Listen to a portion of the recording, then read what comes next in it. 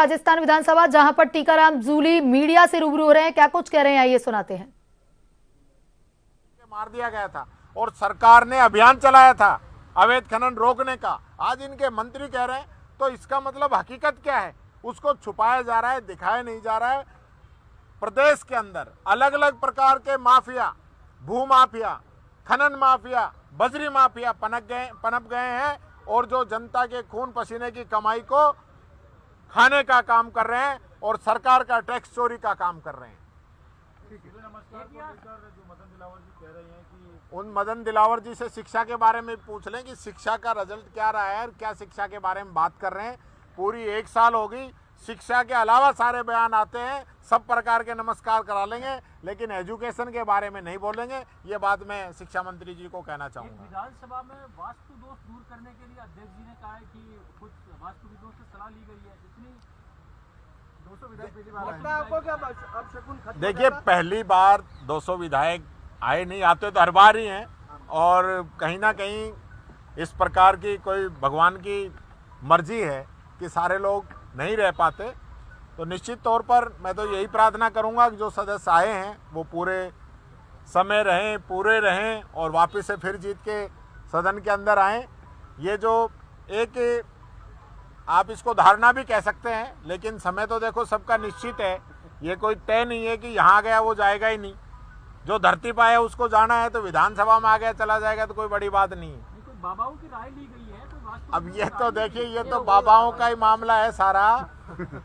ये जो राय वास्तु वगैरह कई सालों से मैं देख रहा हूँ, हर बार कोई ना कोई टोटके होते हैं, फिर बात वही की वही रहती है। तो मैं बहुत ज़्यादा इन चीज़ों में पढ़ता नहीं हूँ। मैं तो ये कहना चाहूँगा सब लोग स्वस्थ रहें तो आएंगे सब लोग। आओ अध्यक्ष जी, कहाँ रुक गए आप?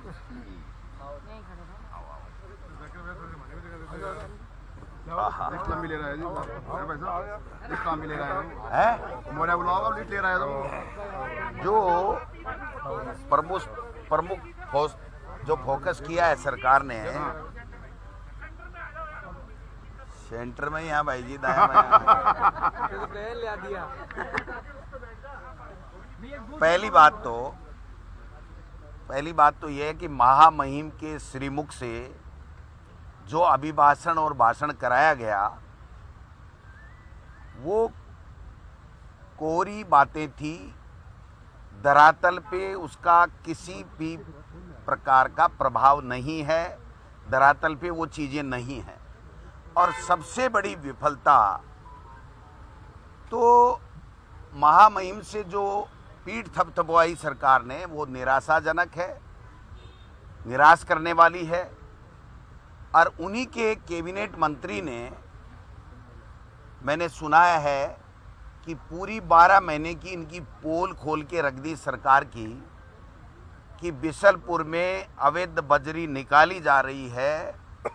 इसका मतलब पूरी सरकार में भ्रष्टाचार व्याप्त है, कोई ठोस अपराधियों पे कार्रवाई नहीं हो रही है। बजरी माफिया, खनन माफिया सारे के सारे हावी हैं और इनमें आपस में भी सामंजस्य नहीं है। जब इस तरह की बात हो तो उसको गुड गवर्नेंस कैसे कह सकते हैं? इसका मतलब गवर्नेंस नाम की कोई चीज़ है नहीं। पहली बात तो ये। दूसरी, इन्होंने कहा ERCP KPC 1 रुपया दिया नहीं। और जो बांध बनने की बात कर रहे हैं वो कांग्रेस की सरकार के समय, हमारी सरकार के समय में जो 10,000 करोड़ रुपया दिया था उसकी बात कह रहे हैं। वो बांध बन करके नवेरा बांध, शायद क्या है उसका नाम है, नवनेरा बांध बन करके तैयार हो गया। तो इनके समय में न वो स्वीकृति है, न इनके बजट का पैसा है, वो कांग्रेस सरकार का है। यमुना जल समझौता जिसकी ये बात कर रहे हैं, महामहिम के श्रीमुख से कहलवाया है, आज की तारीख तक DPR नहीं बनी है। 14 महीने हो गए इनको सरकार में बने हुए और हरियाणा इनको फाइल के हाथ ही नहीं लगाने दे रहा है। और इनकी संयुक्त टास्क फोर्स बनाने का काम भी आज की तारीख में पूरा नहीं हुआ है। फिर कहा कि दिन में बिजली की ओर अग्रसर हो रही है सरकार।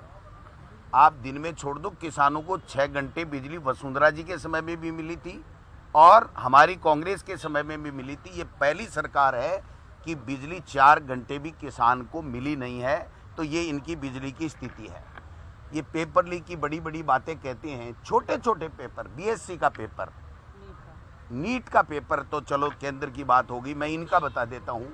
ये डीएलईडी जो होती है उसका सेकेंड ईयर का पर्चा इनका लीक हो गया और इन्होंने टेक्निकल कारण बताते हुए उसको निरस्त करके दोबारा परीक्षाएं कराई हैं।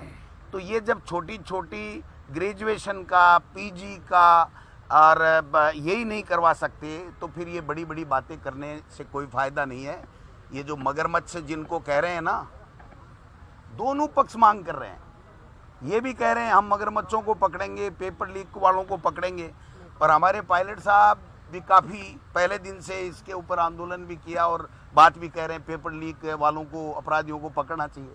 और मैं प्रदेश अध्यक्ष ये कह रहा हूँ कि पेपर लीक में शामिल कोई भी मगरमच्छ हो, कोई भी बड़ा व्यक्ति हो, उसको पकड़ना चाहिए। लेकिन ये पकड़ना छोड़ो, आरपीएससी को भंग करने की बात करने वाले आरपीएससी में चेयरमैन नहीं बैठा सके, मेंबर नहीं बैठा सके, और जो 2 सदस्य जो जेल के अंदर हैं जिनको राष्ट्रपति ने निलंबित कर दिया, उनको बर्खास्त करा के आदेश ला करके उन